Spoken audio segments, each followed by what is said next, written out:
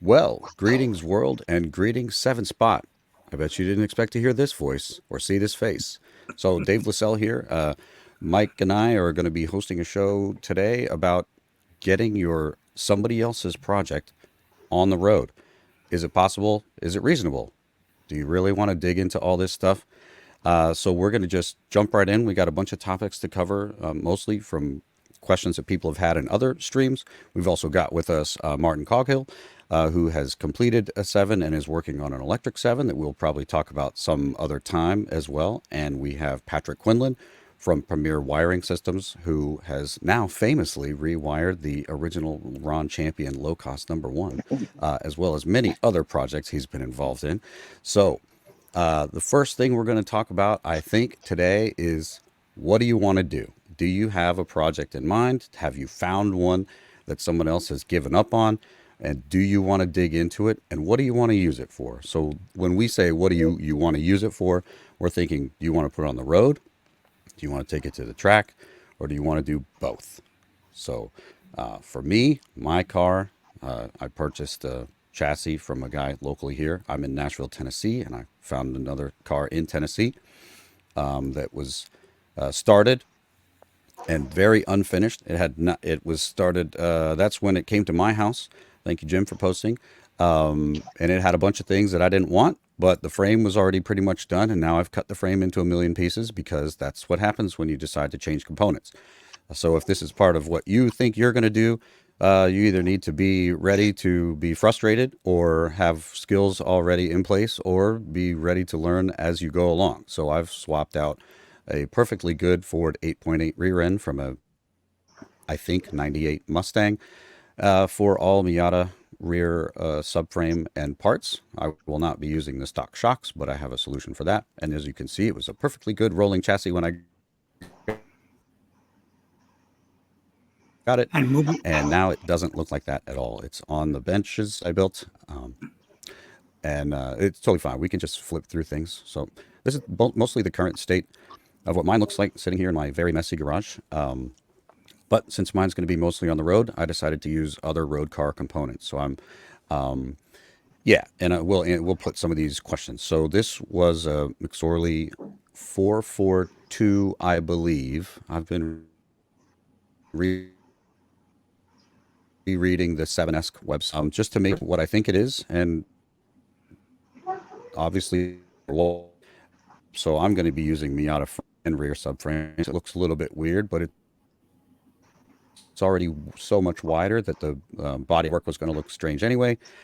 And hopefully, I will end up with some sort of suspension configuration in the front that looks like this, and we will see. Obviously, Mike's is a bit different, and will anybody can feel free to jump in and interrupt me at any point. But that's where mine is, and we're going to talk a little more. Mine obviously is going to be mostly a road car, and if I take it to the track, I got to drive it there anyway. So it's going to be on the road at some point. And I'll put a couple of these. So the 442 chassis, as I remember it from the 7S website, is 4 inches wider throughout, 4 inches longer, and 2 inches higher to accommodate more modern engines because we don't have a lot of 1300 crossflows, which I believe is Mike has a 1600 crossflow in his now. That's correct. And that engine was like 23 inches high, and I'm using a K24, which is about 25 inches high, which is almost the whole height of some people's cars from the ground, and mine's got to have some sort of ground clearance. Um, I believe, Martin, you have one with a Miata 1.8 from a 91. That's right. And it's the Haynes Roadster outer chassis frame. So that's like an S3, I believe, dimensions. And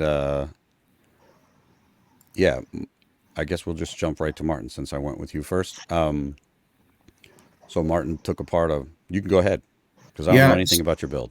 So I think Jim has grabbed some photographs from the Low Cost USA website. So yeah, I started with this '94 Miata. I believe I paid $1,800 for it.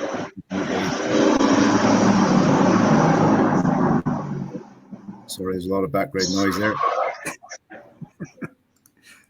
I got you. Yeah, thank you. And then, yeah, I stripped it down. I stripped everything possible from it. I guess you can see some of the plumbing and the wiring here. And yeah, I actually used the entire wiring loom for about a year in the car. I actually created a box underneath the scuttle, which was down at the front of the passenger footwell, to ram all the extra cables. I was so scared of not shortening the wiring loom properly, and didn't know that there was possibly a commercially available source from Patrick. It would have saved me a lot of cut knuckles and all the rest of it, and a few choice words. But I don't know if Jim, do you have any other pictures? Yeah, there's the 1.8 Miata motor. It still looks like that today. I've done nothing with it, but it runs great. That's what that was put on what was left from the car. So I basically sold all the bits that I took off that I didn't need to use, and ended up $300 out of pocket. So I made like $1,500 selling things very cheaply on eBay. And yeah, so like you get kids coming up and taking the wing mirrors, dashboard, all sorts of stuff. And just like you, Dave, I used the entire rear subframe. I just didn't have the experience at this point in time of even handling a welder. So I mean, I learned on this project. So I just wanted the security of that entire rear being a one-piece thing. And yeah, just traditional stuff. I actually use sawhorses with carpeting to keep those legs rigid. I mean, this really was doing it on the cheap. I'm not sure how many pictures, Jim, you can probably flick through them pretty quickly. Everybody's got photos like these, but so yeah, the outside chassis shape and all the rails is per the Haynes Roadster. And then I kind of just went bespoke with the transmission tunnel and the kind of cockpit area, everything on the interior. Those aluminum panels are pre-painted trailer panels. They came white, and they were really easy to handle and to shape by hand. And you could probably see just in front of the computer there, that is where the box is that goes down in the passenger compartment area that just has all the extra wiring loom shoved in there. And I ran it like that for about a year before shortening the wiring loom. Yeah, so this was like a 14-month long project, working pretty hard, actually, probably 10-hour shifts each Saturday and Sunday for 14 months.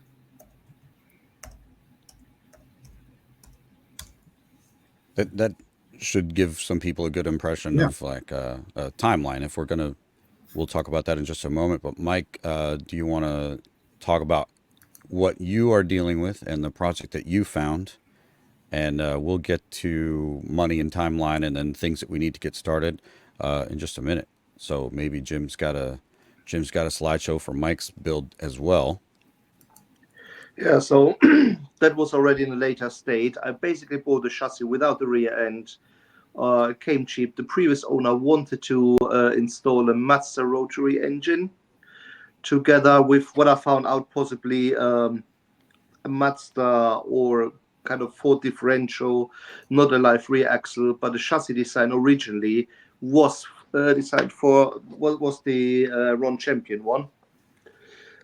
So I just completed to the Ron Champion book. At the moment, I'm almost there with the rear end.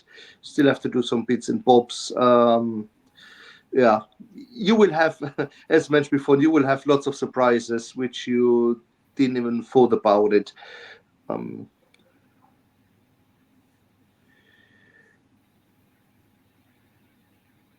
Yeah, well, I have to move some of the chassis rails, yes, particularly to make space for the differential, accommodate that.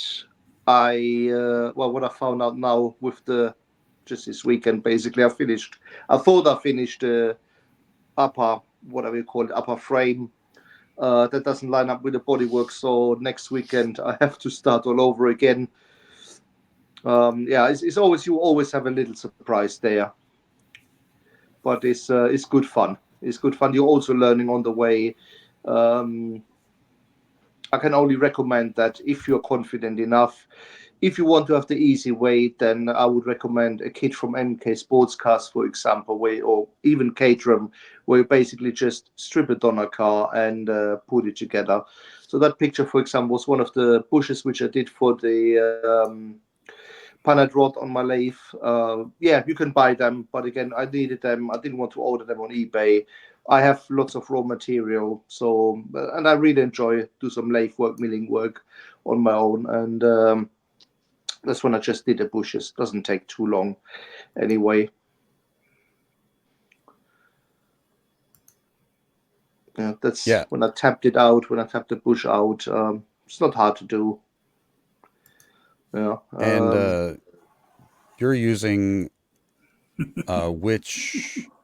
which engine do you have set up in yours?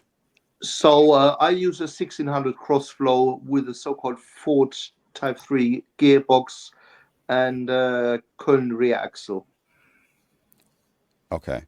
So we all have different wiring problems, and I think maybe we'll just see if Patrick has any advice about using a stock loom versus trying to make your own or trying to source one. Because I have Honda and Martin has Mazda, and you've got carburetors, Mike. So Yeah, that's correct. Yeah. considerably fewer wires. Patrick, do you have any thoughts as people try to plan what they might use? Don't cheap out on the loom. Um, it's it's the reason why probably I would say about 80% of Robin Hoods come onto the market. Guys have cheaped out in the wiring, and every time they go out, it breaks down. It breaks down.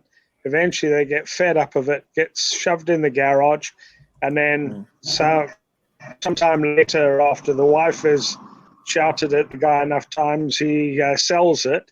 And then I get people sending me pictures of, well, send me a picture of what the hell is that? Is like the thing goes, but it breaks down every other time. So for about 550, we can do a base loom, and that's open ends. Then what I do is via Skype, or we've done it via Skype, we're WhatsApp, is I give the guy support, and he's got a color list. Basically, looks at the color of wire. Most of the wires are marked, and he basically crimps it into the various equipment. Anything difficult, I give them some support. That's on a basic loom for like a Robin Hood. You can get away with less wires on a Robin Hood. When we start coming up to Miata Mazda stuff, unfortunately, Mazda is all switched neutral. So instead of having four relays, we're now starting 8 relays. Then we're also having to integrate stuff like the speedo and the ECU. However, we've kind of got a design that's working now. It's getting better and it's more streamlined. I've been working on exocets for some time. The development work is extremely difficult in time. It's the problem is everybody wants to put in another set of gauges, or don't we try to start with a stock gauge and then work away from that.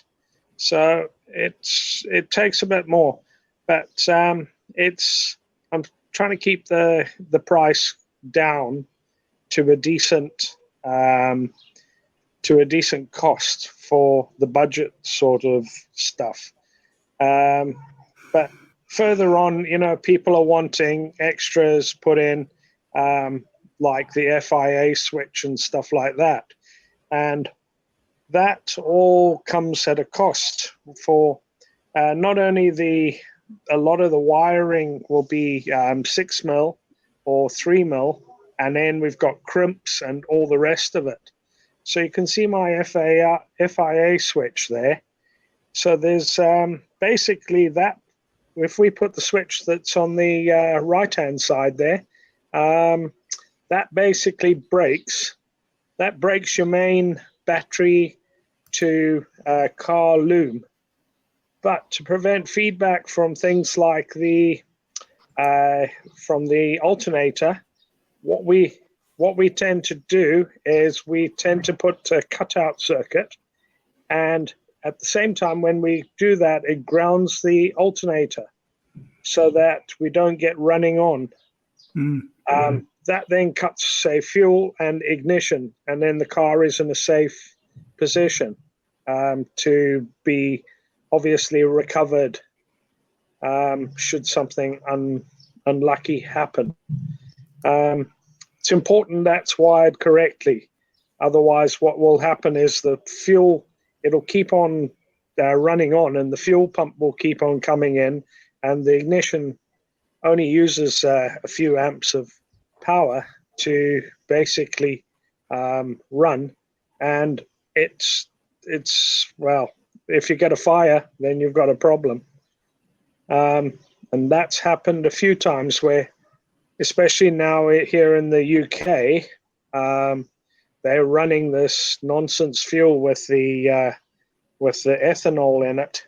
It's just, especially in the older cars, the actual rubber is porous and it splits and stuff like that. So it's not just the wiring, it's actually the fuel system as well that's running very close to the wiring. That it's a safety thing, and basically you're strapped into this car, and if you are scrimping out on the one thing and using cheap pipe off eBay, people don't kind of get it that this is serious. It's a serious matter. So we haven't had anybody hurt yet, but we don't like to have that, because the first thing the papers will do is jump on and go, this is a nasty thing. So if you want a loom, you tell me what engine you have, and you basically, I will, and what ECU you're going to be using, what switch gear you're going to be using, and what gauges we're going to be using. And then basically I've got the data points for most of the gauges. I won't say everyone, but there's always somebody that comes along with a whole new set of gauges or something that we haven't seen before. And quite often then I just say, right, just send me your gauges, send me the switches, and I make up a loom with all of the difficult bits to do. So all of the magic behind the dashboard, so that all you've then got to do is do the front loom, which will be to the lighting. So we've got high beam, low beam, we've got side lights and indicators. We've got horn, we've got the usually the radiator, electric radiator fan, and a water washer if people are running with windscreens. So that's easy enough. The rear, we have we have indicators both sides. We have a fog light, we have a brake light, reverse light, and then we've got fuel pump and the fuel sender. So it's not hard for somebody to do that if they are not into wiring. So the really critical stuff is in the middle at the front, and we make sure we've got a central earth and stuff like that. Everything's labeled, and we have basically we've gone from 100 questions down to the odd 5 or 10 questions from anybody. And I've done quite a lot of remote things, where the guy's actually the hands with a mechanic at one end, and because I sent him the right tools, he was able just to follow my instructions. I said, right, show me that wire, right, that goes to that, and that was done, and it works very well. We've got the technology. let's do it. So let me just ask a devil's advocate question. If I want to do all my own wiring, would you suggest buying crimp tools, pins, all these connectors, and investing in fittings and things to line that up? Or is the cost of the tools and the associated, accessories going to end up in the I'll speak in pounds because maybe in this 7 to 1,000 pound cost range, because I know that some of those crimp pliers, I watch all those Haltech videos and they're like, oh yeah, and these are just $500 for the pliers. So I don't know, like that's a hard sell.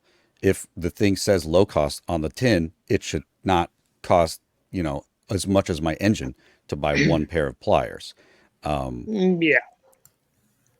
Well, These to put it thing, there's this famous board that you get from CBS, and it's got yellow and blue connectors on it, and it's got relays and a couple of things, and they say 110 pounds, and then everyone says, oh, but then you just go and buy wires and you run it off this thing.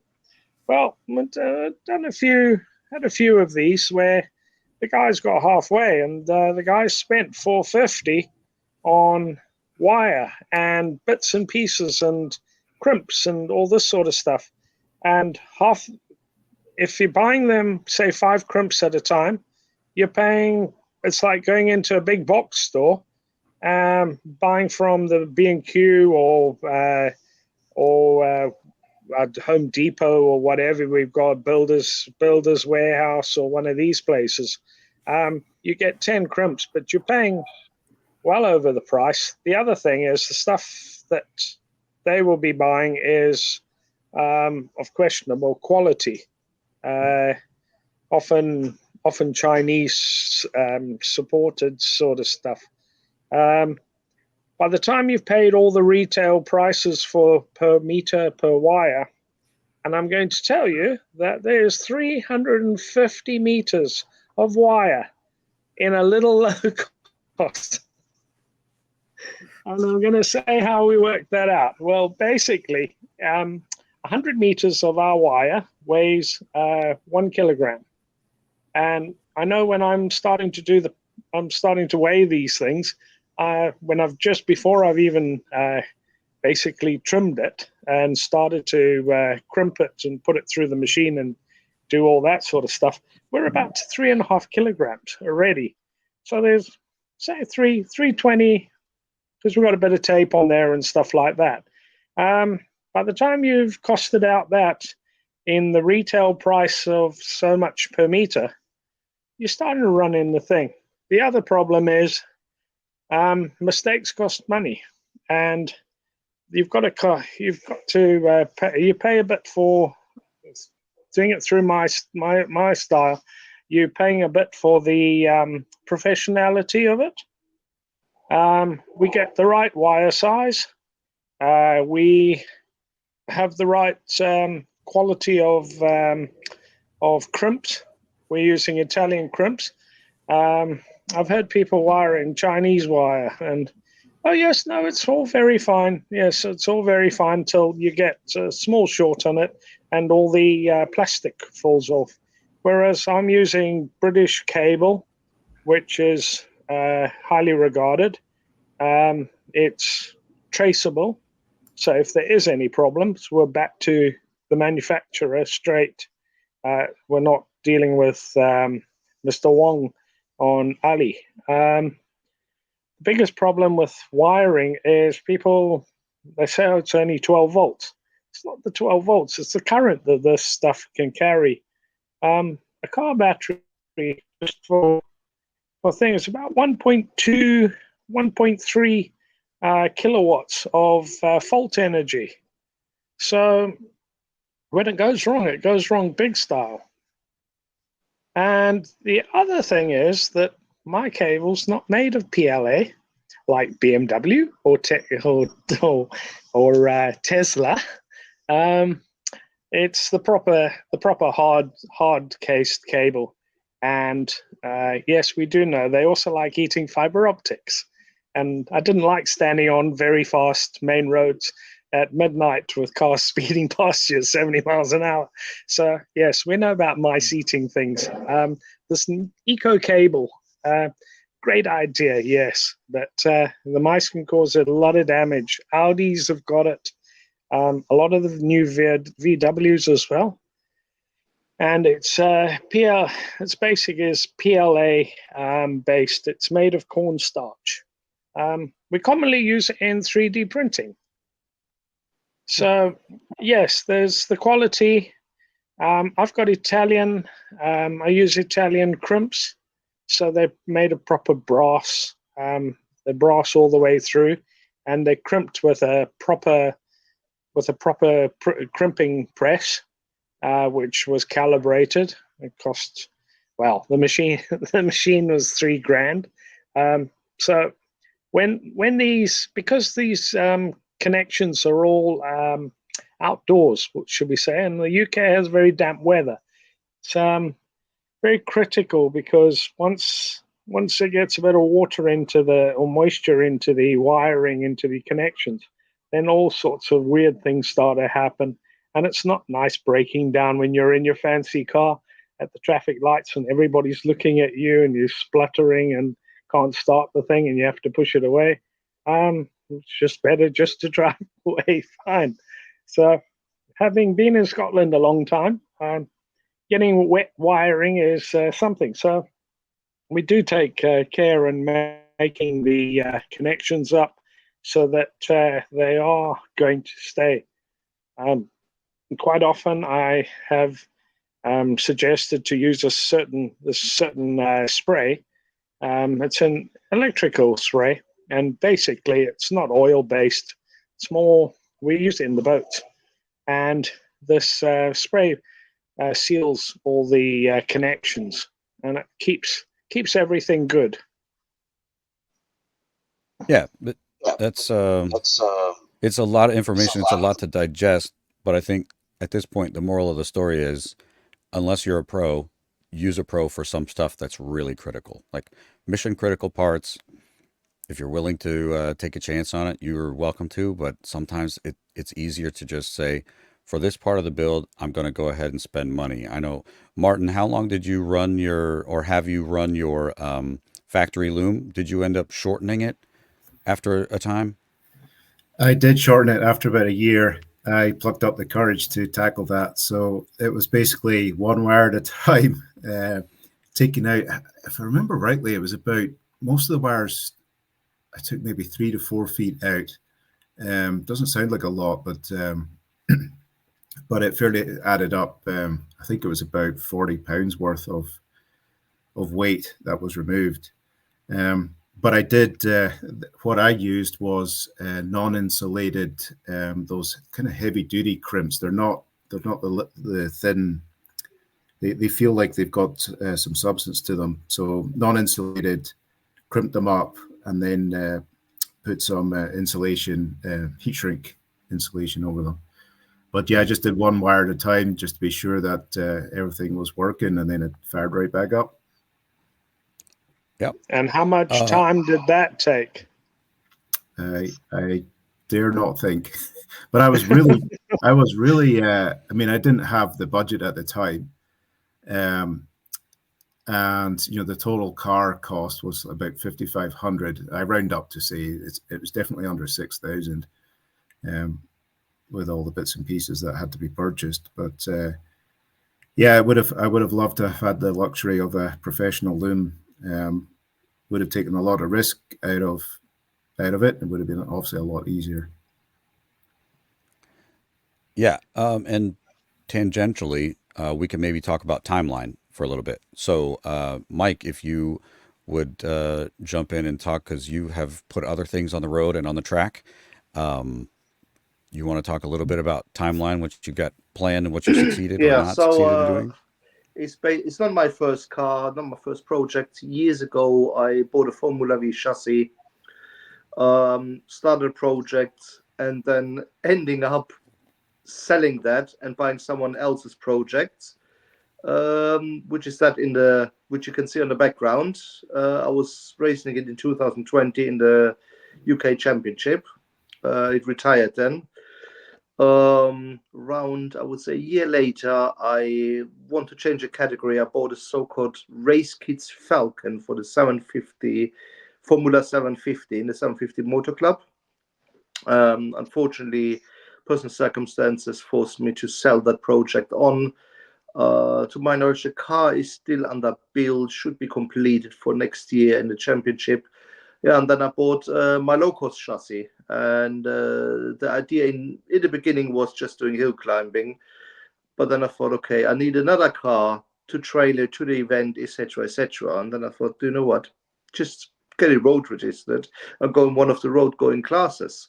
Also, we have once a year, not far away, a hill climb, well, if you can call it hill climb, but kind of show event / hill climb for all sorts of cars. The Share Hill in Surrey, which is getting every single year bigger. That's a really nice event for those people which are nearby. One thing I want to ask Patrick, actually, your wiring looms, are they ready for the IVA test? Yes, they are. We've been the actual only difference really with the IVA is the fog light. The rules are that you switch the fog light on when the headlight. You can only switch the fog light on when the headlight's on. However, Yeah. when you switch the headlights off, the fog light has to go off, and if you switch the headlights back on, the fog light doesn't come back on.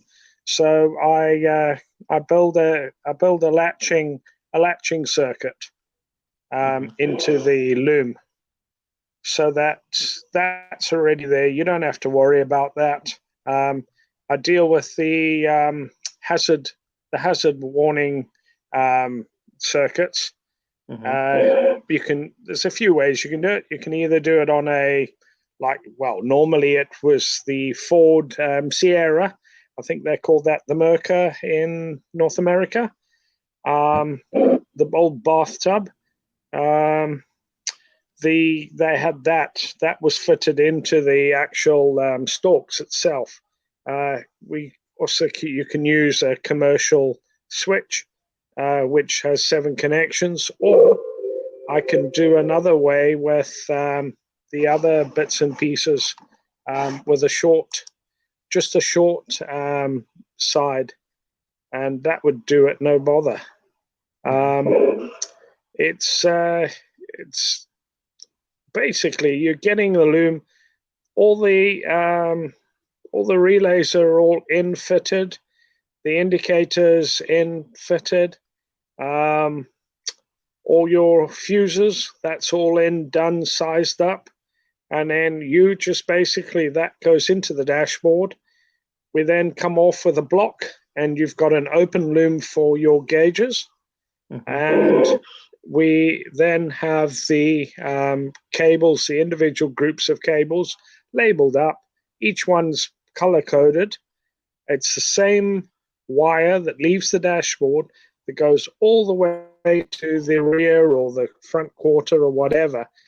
So there's no changing colors and all that sort of stuff. Most of my looms go out in Ford DIN colors. So anybody who's worked on a Ford, they'll know that the black white or the black green, that's indicators. And we basically go for that. I'm just looking here. We supplied the loom for the Locost 001. Yes. That was an interesting one. That had no wiring in it. There was a little story about that one. The deal was with Haynes that Mr. Champion to drive it to Paris. And it had enough ignition wiring in it to do what it needed to do. And a little bit of lighting and stuff, and off they went. So I got all the gauges and stuff. Most of them had never been connected up, but they were period gauges. And we kind of worked our way through everything.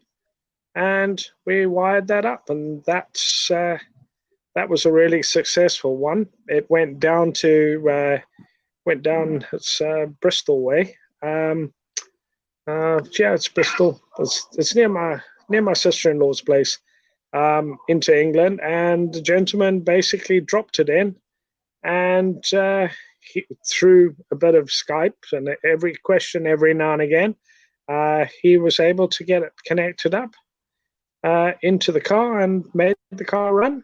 And I was guilty of not going down and helping, because it's difficult when you're only one person.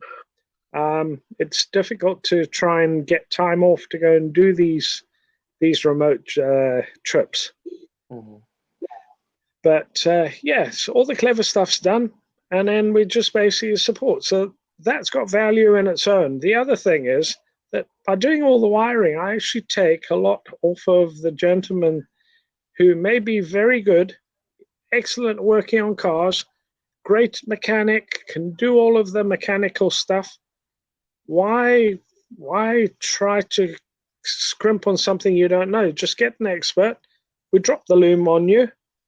If you can read and you can you actually just read the labels, it's easy to do. It saves you all the headaches, and you don't end up with 150 extra things that you didn't need, because it's very hard to get a bill of quantities if you don't know the job, and you're going to make all the mistakes that were made in the first place when the looms were basically invented with Alan Boxall. Patrick, Yeah, I how think. long is the delivery time for your wiring looms? At the moment, I'm about 5 weeks, Mhm. but normally I'm about 2 weeks, 2 weeks, 10 days. Mhm. It's just we've had some very complex looms come in. I'm busy wiring a Coven at the moment, which is a Porsche. It's got a Subaru engine and a lot of Porsche type stuff in it. And what we've done is we've been developing a loom that is more custom to that particular car. Mhm. The reason being is we are planning to go out to the Turks Chaos. Whoops. Oh, so close. All right, so we're gonna move on just for a moment until Patrick reappears. I think that the three of us that are left here in the picture can all agree that uh, time is precious, and Yeah. influencing the timeline of your build by removing months of fiddling with wiring could be advantageous. And for everyone who's thinking of starting or currently working on a project, that's a thing that you're going to have to decide on your own what your time is worth. I know that Patrick said he's currently on a 5 week wait for looms, and it's taken me 5 weeks just to cut one tube that's only 10 inches long and hold it up about 60 times. So I'm not a fast mover because I have analysis paralysis, which we may also all have, depending on what your normal job is. If perfection is required in your daily work, or as near as can be, sometimes doing this can be a daunting task.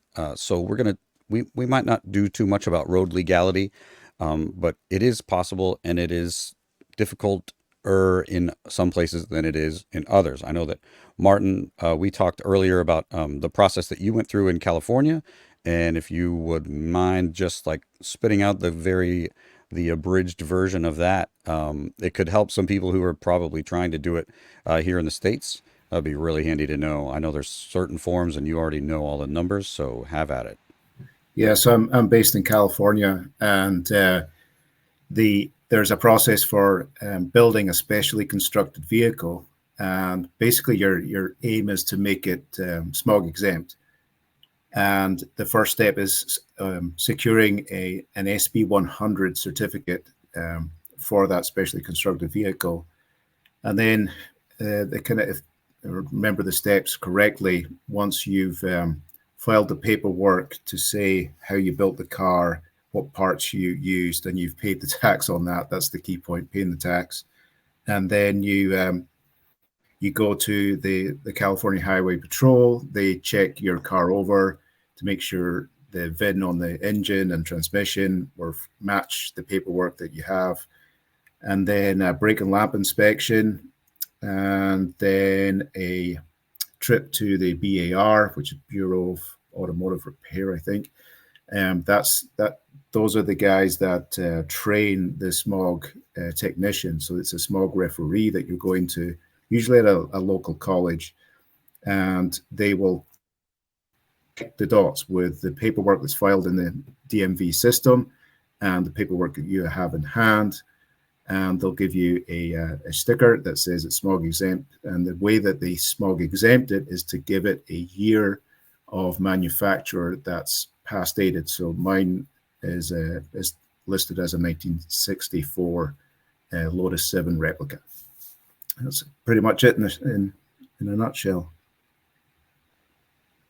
I see a question. Yeah, I think I mentioned it already.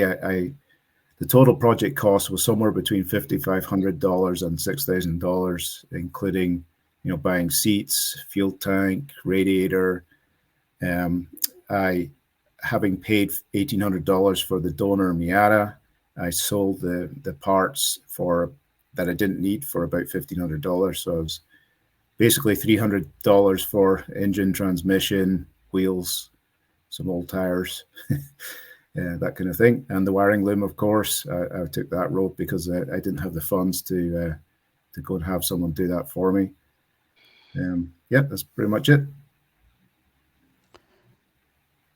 Yeah. So, and then there are a wide variety of requirements in different locations. So we know that the IVA process is very strict, but I believe the way it works is you only do it once. So, Mike, you may be in luck once you get it passed with all of your properly radiused bolt covers, and certain attachment points must be no more than a hand's width from this. And if you stand on one foot and wink the right way, you might get passed. But then you can kind of do whatever you want. The way I understand it here in Tennessee is I just have to show receipts for all the parts. It may be just major parts. And then I take that to some DMV place, and then who is it? Tennessee Highway Patrolman comes to view the car. And I know that somebody has done it in East Tennessee, and I know that the Stillwells are building an MK, so that might be another way we can talk about that.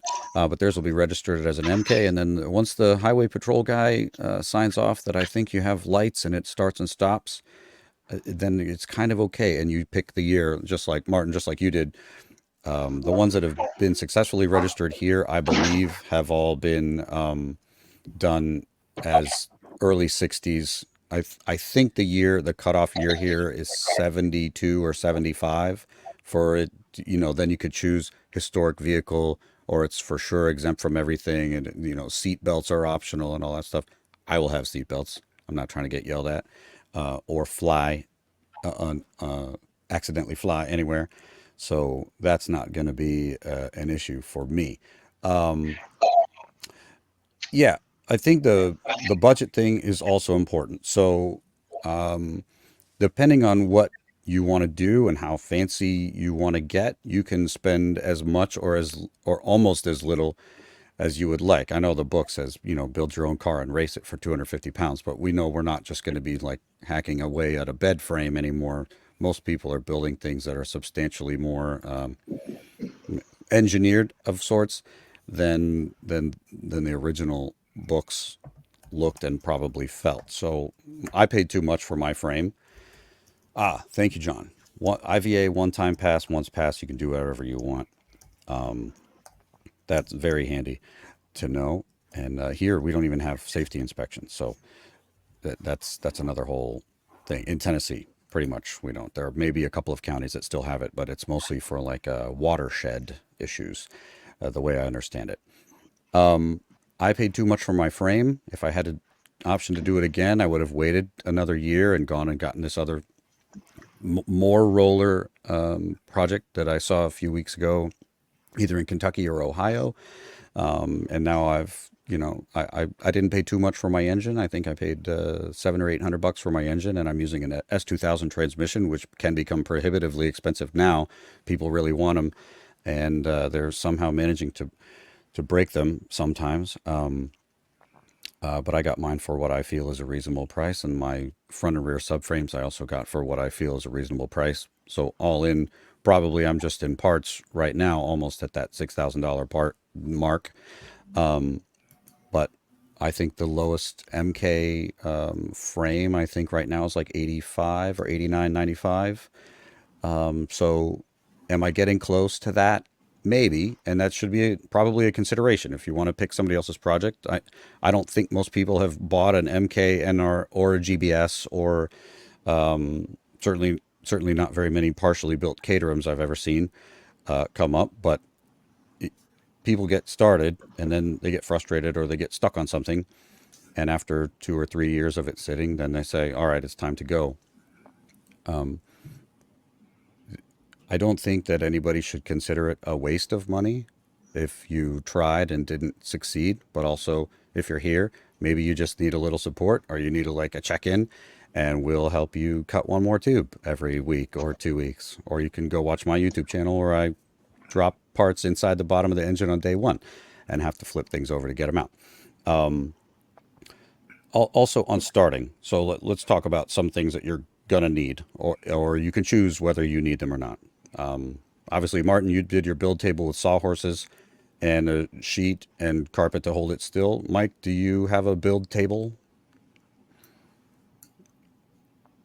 So no, I don't. I didn't have a build table because the main chassis was already built. What we did, we supported everything when we did the rear and the lower part first. At this time, the chassis was going on the ramp. If you see the picture, that was still where I was working at my workplace. So we started my workplace, and then later on we put it back in my garage. Because at my workplace, I thought I get something done, but I almost never got anything done. And then at least in my garage, I got my Sundays where I can crack on with the work. I would say a build table, if you start from scratch, is important. If you buy already chassis, which is mainly built like mine, then I would say no. However, you might need, not might need, you need to have some jigs for the suspension brackets. That helps. So soon I have to do mine as well for the front. Again, learning curve. I don't know how accurate the book is. I have to say sometimes the book leaves still room for interpretation. And for example, from that what I've heard, that the camber on the Ron Champion book is not correct for the IVA because the steering wheel has to go back when you drive it in a corner. That's all things I will see now what's going on. And then obviously once I know, I can advise further here also on the channels to help someone out which needs some help. So guys, I think lots of us have a channel as well. I got my own channel. If you got any questions, if you need anything, more happy to help. Yeah. Yeah, Martin dealt with it, and the groups are a great source of information. Thank you, guys, for posting it in the background. Martin is dealing with some of that. He's going to be moving some front suspension points and had a rear control arm pickup hatefully remove itself. Possibly, a braking force thing, and if some of it is trial and error, at least it didn't happen catastrophically or at a really important time for it to be working. Also, tools. I love tools. I have many copies of many tools that maybe I should or should not have, but having 2 half-inch breaker bars sure does come in handy sometimes. You do not have to buy the professional version of every tool that you're going to use. And if you go, I don't know what I found the place that's the British version of Harbor Freight. It's a bargain something. Somebody can chime in. Machine I Mart. have Machine Mart. All right, I knew we looked it up a couple of weeks ago. I have a lot of tools from Harbor Freight, and you can see me use them, and I've never broken one. Also, I try to be really careful with my tools, and I don't have to work at the pace of a professional shop. So I'm not going to be, destroying things. And depending on the state of build that you get into, you may have a frame that was built and some parts were built on there, and then they have since rusted and seized. Well, you have two options. You can buy all the things to get them unseized, or you can cut them off. So I've done some cutting off of things, and there's some tubes that I have to move. Oh yeah, in Canadian, your version is Princess Auto. I love that place. Every time I go to Newfoundland to my wife's parents, I'm always like, let's go to Princess Auto and just walk around and smell the rubber. It's like going into a shoe shop for the first time when you're a little kid. So I have a fair number of tools. I have a mini lathe that's broken. I have a mini mill that functions, but I try to put full size tooling on it. It doesn't work. Don't try that. You can do everything with a hacksaw. I think Martin said when we were talking a couple of weeks ago, he's like, I was trying to do it on the cheap, but I had to buy another blade.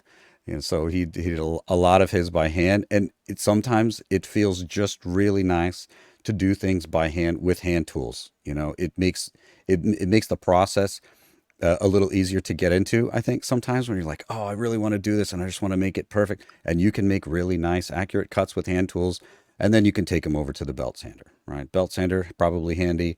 Depending on your welding skills, you probably don't have to buy an $8,000 welder, because unless you're going to take it on the road and build out $100,000 welding truck, don't spend that money. I bought an Alpha TIG. Yes Welder actually is apparently very well rated. Lots of people on Amazon like it. I think Scott's Rods, um, Dave bought one of those, or a friend of his sent one, and he did great with that.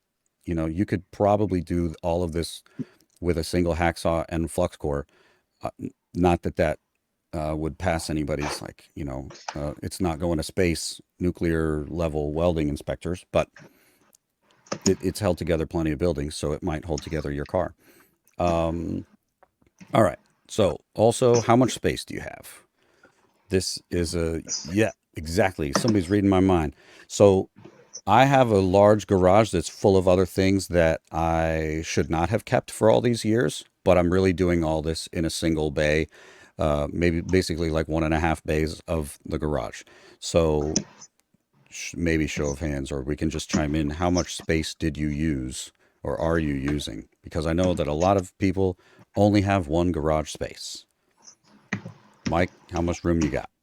Yeah, so I got also double garage. However, I shared with my friend. He got his other Formula V at the moment.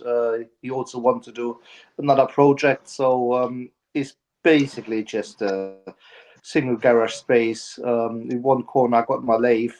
Again, coming back to the tools, I'm a tool fetishist, but you don't need to have lathe milling machine, etc., etc. I would say, yeah, a MIG welder, yes, handy. Angle grinder, yes.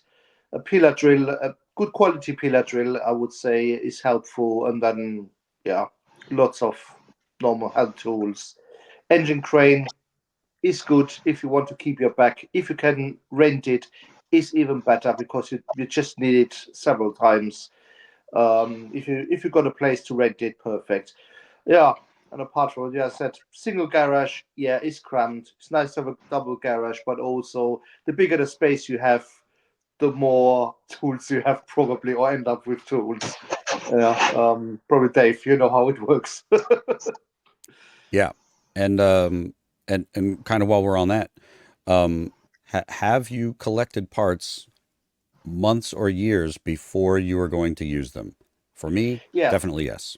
Like, yeah, I've got cycle definitely. wings fenders that I found. Somebody was selling them in England. I said, I want carbon fenders, and I bought them. It's going to be 2 years maybe until I'm even ready to fit them. I haven't made the brackets. I haven't even finished putting the front subframe for the suspension in. So I don't have piles of parts, I think, is kind of normal. And especially like if you watch those guys, Tools and Track, once you get a shelf, you can just start putting things on it. And then sometimes you get a little inspiration when you go and look at it. And you're like, oh, today I'm going to just put this on top of the wheel and just let it sit there and pretend that it's real. I have a single Caterham fender that I got from a friend, that was damaged. Damaged for him is like perfect for me. You can't even see the rock chip. But for fit up, it's going to be great. Hopefully, I'll find some other things at that point. And I know we all have a hilarious collection of parts. All right, skills that you're going to need. I mean, basic measurement tools. I would buy as many clamps and measuring tools as you can handle because you're never going to have enough clamps to put things in place. Martin, did you make all of your? I know you built your frame from scratch, but did you make those jigs or print those the little blocks when you screw things down? Yeah, I just had some scrap lying around, and yeah, I found the blocks really just help for alignment purposes until everything's tack welded up, but they didn't really come into play for the full final welds. But I took my time to go, one weld on the rear left corner. Next weld is a distance away. It just randomly distanced the welding so that it wasn't all pulling on one side, because the welds do shorten the tubes. Yeah, I think finding good sources of reliable information, especially since everything's on YouTube, but YouTube is also open to everything. Being discerning in your choice of example is quite important. Like I watch a guy, Jody Collier, who runs Welding Tips and Tricks, and 90% of what I understand about welding is probably from watching hundreds of hours of him just doing it.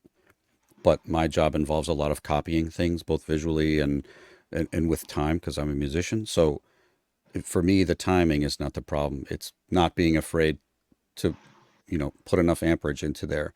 Um, but that's only on the welding side. And if you've got a frame that's already made and you really don't have to do a lot of welding on it, good for you. Because now, then you can spend time worrying about things like, am I going to rivet or bond my floor or both?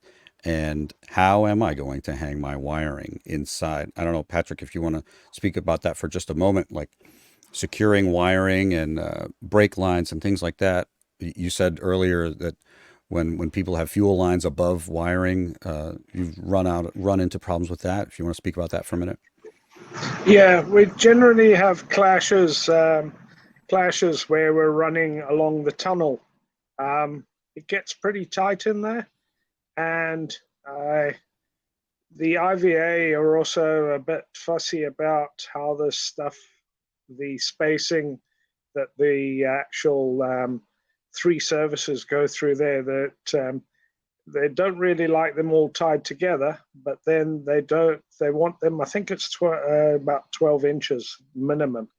So you haven't got the like washing lines running along the tunnel. You've also got to watch, and you've got a prop shaft that's turning at 6,000 revs or whatever the final drive is. So there's that to think about as well. There's also pinch points, especially if you've got a live diff. You can have, it might seem fine in the workshop when you're sitting and you jump on it and it moves a little bit. But when you're actually in the car, some of these suspensions parts move a lot more than you would expect. And if the wiring at the top of the rear tunnel is not in the correct place, that can get pinched.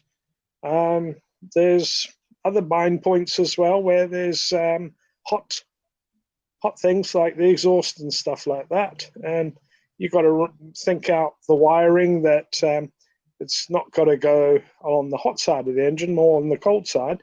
But even the cold side of the engine's got issues, so you've got to watch out for fuel spillage and stuff like that. I would always urge people rather sit down, let's go through it, do me a little drawing of what you've got. And one of the things that comes to mind that always gets me is people stick the brake switch. They stick it facing upwards. Well, going to learn about that one. Customer absolutely going nuts on me of there's something wrong with the wiring and he's going to have to replace all the wiring and stuff, that his brake lights don't work because his friend was following him. And well, go and have a look at the what's the name. Go and have a look at the brake switch. Where is it? Oh, it's in the rear. Oh, okay. And what way is it facing? Well, it's facing normal way. Well, no, it should be upside down because air goes to the top. So, I would have messed that up. It's a simple thing like that, and I know about that mistake because guess what? I made that mistake on a car. Well, I bought an early MK de Dion chassis, and that sort of stuff was already done in the chassis. And we didn't think anything of it. We've got one thing. We're going to finish this car, and it was like, hang on a second. We were doing local testing. The thing hadn't even seen a testing station yet, and it had done like 6,000 miles. So, well, you live in the countryside. We've got plenty of private roads.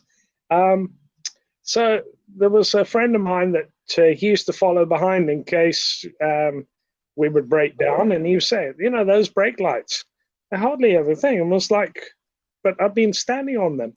And we go back to the workshop, and you stand on the thing. Yes, the brake lights are working. And it turned out this thing's facing the wrong way.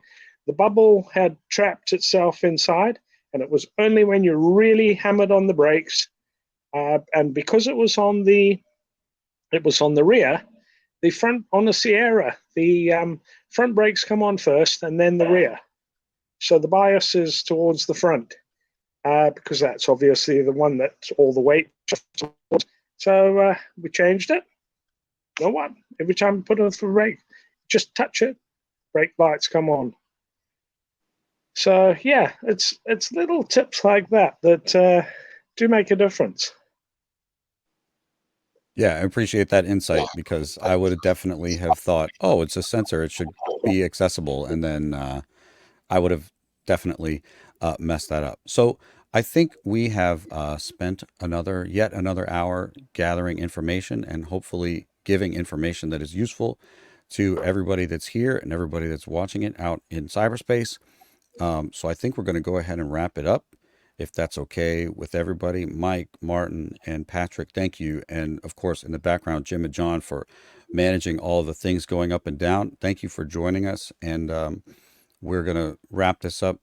I think we've still got enough stuff on our list that we could probably do another one of these. And if you have any specific questions or comments whenever this goes up on YouTube, please don't hesitate to ask. And that way, you can be part of the guided discussion. And if you want to join in on another one of these webinars that we do periodically, please don't hesitate to get in touch with us at 7spot, either on Facebook or 7spot Media. You can find us somewhere on the internet.